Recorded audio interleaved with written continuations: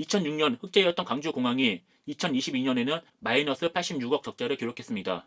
왜 적자로 돌아섰을까요? 무안국제공항 때문입니다. 안녕하세요. 이승현입니다. 무안공항 참사로 인해 항공사고에 대한 관심이 많아졌습니다. 저도 인터넷에서 여러 정보들을 살펴보던 중 재미있는 사실을 발견하게 되었습니다. 지금 대한민국은 공항을 몇 개 운영하고 있다고 생각하시나요? 5개? 10개? 현재 15개의 공항을 운영하고 있습니다. 그리고 10개의 공항을 더 건설하겠다고 추진 중에 있죠. 좁은 땅덩어리에 고속도로와 KTX가 잘 발달된 대한민국에서 공항만 20개 넘게 운영하려는 것 같습니다. 다 좋습니다. 공항을 많이 지어서 국민 생활이 편해지고 공항 운영에도 이득이 된다면 상당히 좋은 일이겠죠. 그러나 현실은 그리 만만하지가 않습니다. 여기 자료 하나 보시겠습니다. 2022년 전국에 있는 공항 운영 실적입니다.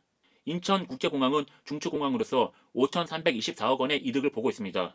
인천, 김포, 김해, 제주공항은 약 6,609억 원의 이득을 올리고 있지만 대구를 비롯해 각 지방공항들은 적게는 수십억 원에서 많게는 수백 원까지 적자를 기록하고 있습니다. 흑자를 제외한 나머지 11개의 공항은 1,449억 원의 적자를 보고 있는 실정이죠.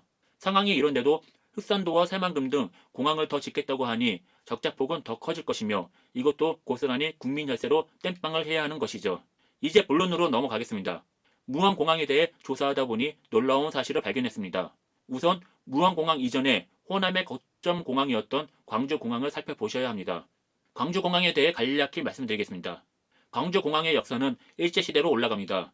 1929년 일본 육군이 임시 활주로를 개설하고 1937년 조선총독부가 비행장 건설 계획을 발표합니다. 1938년 최신국이 항공 우편 수송을 위해 임시 활주로를 비행장으로 수리해 개장했고 1942년 일본 육군이 비행장을 인수한 뒤 1944년 일본 해군이 비행장을 넘겨받아 광주 해군 항공대라는 부대로 운영했습니다. 해방 후 1946년부터 미군이 관리했고 대한민국 건국 후인 1948년 11월부터 교통부가 관리하게 되었습니다. 6.25 전쟁 때는 군용공항으로 사용하다 1957년부터 여객기 운항이 재개되었습니다. 공간 협소로 인해 현재의 장소인 광산구 신천동에 활주로를 건설해 1967년 준공되었고 확장 공사 후 1994년 11월에 현재의 여객 청사를 개관하게 되었고 1995년 6월 24일 국제공항으로 승격되었습니다. 광주국제공항은 2006년 기준 국내선은 12,305편 운항에 150만 명이 이용했었고 국제선은 1,253편 운항에 12만 4,339명이 이용했으며 화물 운송량도 국내선 22,488톤, 국제선은 1,383톤에 달하는 실적을 보여주었습니다. 당시 전국 15개의 공항 중 단기 순이익이 5위를 차지했던 흑자공항이었죠. 2006년 흑자였던 광주공항이 2022년에는 마이너스 86억 적자를 기록했습니다. 왜 적자로 돌아섰을까요? 무안국제공항 때문입니다. 2007년 11월부터 시작된 국제선의 무안공항 이전은 2008년 5월에 완전히 이전하게 되면서 국제공항에서 국내공항으로 등급이 낮아졌고 이용객도 줄면서 활기를 잃게 된 것이죠. 그리고 광주공항은 2008년부터 적자공항이 되었습니다. 이런 현실은 그때 당시에도 제기되었던 문제입니다. 서울신문의 2007년 10월 기사에는 국제선이 사라질 경우 전북과 전남, 동북권 이용객들이 청주와 김해공항 등으로 분산되어 광주와 무안공항은 공명할 가능성이 높다고 지적한 바 있습니다. 결국 어떻게 되었나요? 흑자였던 광주국제공항은 무안공항으로 인해 적자로 돌아섰습니다. 그렇다면 무안공항이라도 운영이 잘 되어 흑자가 났다면 다행인데 2022년에는 253억 원의 적자를 기록했습니다.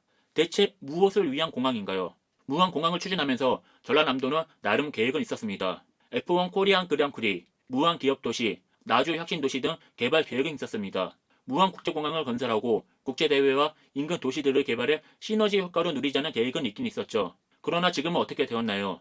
전남 영암군에 투자한 F1 코리안 그랑프리 대회는 철저하게 망해버렸고 기업도시와 혁신도시 개발 계획은 전남만을 위한 것이 아니라 그 당시 노무현 정권의 수도 이전 계획과 맞물리면서 전국 부동산을 들썩이며 땅값 상승을 일으켰던 실패한 정책이었습니다. 노무현 정부 때 전국 부동산을 다녀보신 분들은 아실 겁니다.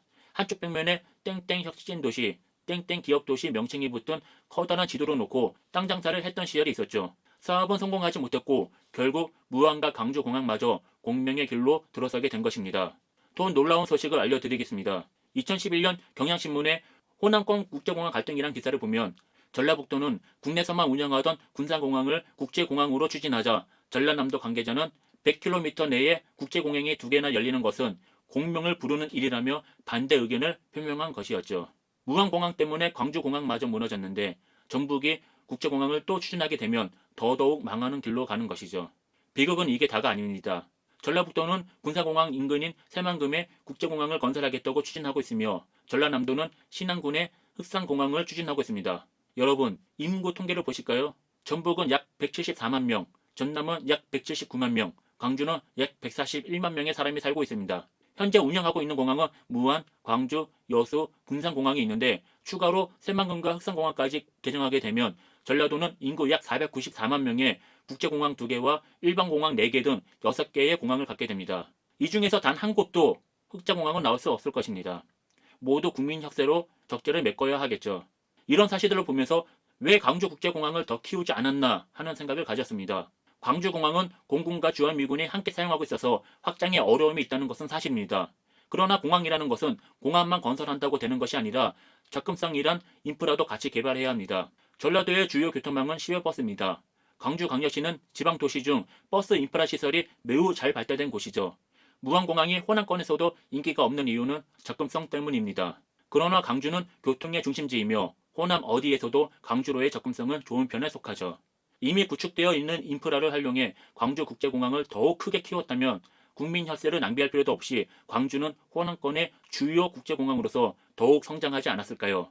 지역 정치인들의 이기심이 만들어낸 비극이 아닐까 합니다. 작년 말 무안공항 사고로 무안공항에 대해 관심을 갖고 자료를 살피다가 광주국제공항이 과거엔 흑재였다는 사실을 알고 이번 영상을 만들게 되었습니다. 어떻게 하다 보니 호남권 공항을 비판하게 되었는데 절대 그렇지 않습니다. 자료를 준비하면서 경남에도 김해, 울산, 사천, 포항 이렇게 4개의 공항이 있었다는 사실을 알게 되었습니다. 김해를 제외하곤 모두 적자가 큰 공항들이죠. 이런 결과는 경남 정치인들의 잘못이 크다고 봅니다. 정치인들 입장에서는 공항을 건설하면 매우 좋겠죠. 사업을 이끌어냈다는 자랑거리도 만들고 지역 건설업체로부터 로비는 받을지는 모르겠지만 누군가는 이득도 챙기고 공항에 개항하게 되면 자기 사람을 높은 자리로 집어넣는 것도 가능할 테니 말이죠. 이게 다 누구 돈입니까? 국민들이 낸 소중한 혈세 아닌가요? 지금이라도 국민들이 무차별적으로 건설하는 공항에 대해 경각심을 가져야 합니다. 적자가 큰 공항들은 통폐합하고 현재 추진 중인 공항 계획도 다시 따져봐야 할 것입니다. 대한민국은 공항이 절대로 부족하지 않습니다. 공항을 추가로 건설할 것이 아니라 공항으로의 접근성을 우선시해야 합니다. 안전에도 돈이 들어갑니다. 흑자가 나야 공항에서도 안전을 위해 투자를 할 수 있는 것이죠. 무안공항 참사를 보세요. 사고의 원인은 버드 스트라이크였습니다. 무안공항은 타 공항에 비해 쇳대를 쫓는 작업자 숫자가 부족했었죠. 돈이 없으니 안전에 투자할 여유는 없었을 것입니다. 오늘 준비한 영상은 여기까지입니다. 감사합니다.